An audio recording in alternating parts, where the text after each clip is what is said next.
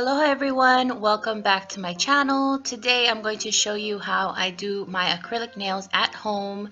I did break a nail, so I figured I would just make a quick tutorial.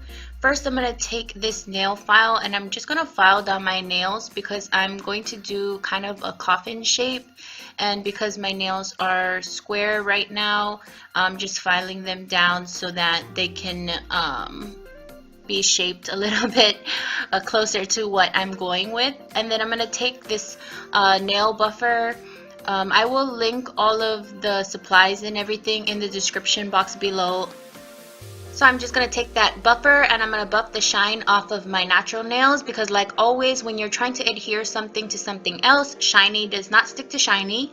Now I'm going to take this number 10 Nail Light Kolinsky acrylic brush, and that's what I'm going to be using to apply my acrylic today. And I'm going to use that nail file to just get rid of a little extra shine, focusing a lot by my cuticles. The acrylic that I'm using today is from Mia's Secret, and I got this on Amazon. I'm going to use this brush and just help me pour that into my little dampen dish like you see right here, and then of course cover it when it's not in use with the little cap. I'm not exactly sure how I feel about this monomer, but I will update you guys later on. Now I'm taking these nail forms, and they are from Easy Flow, and pretty much it's just to give that platform for when you are laying down your acrylics.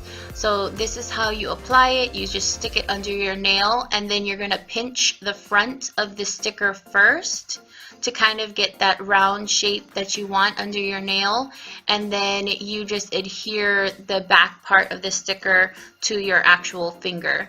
And like always when you are doing this step, you want to make sure that your nail is flush to the sticker. That way you have no gaps.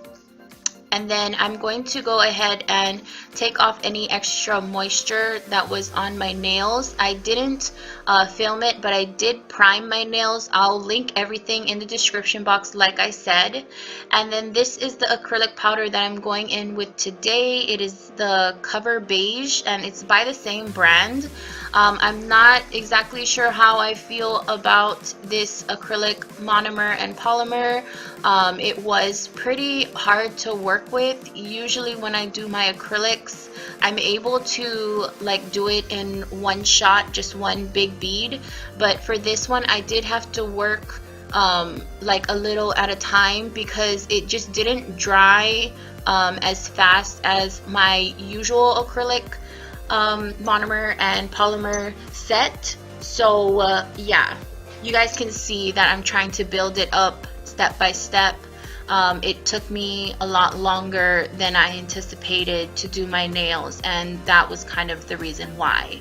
And then of course when you're done with that step, you want to make sure that you check your nail from every angle so that you have that curvature that you want to work with. When it is dry, this is what it's going to look like, and you will know it is completely set because it'll make this sound.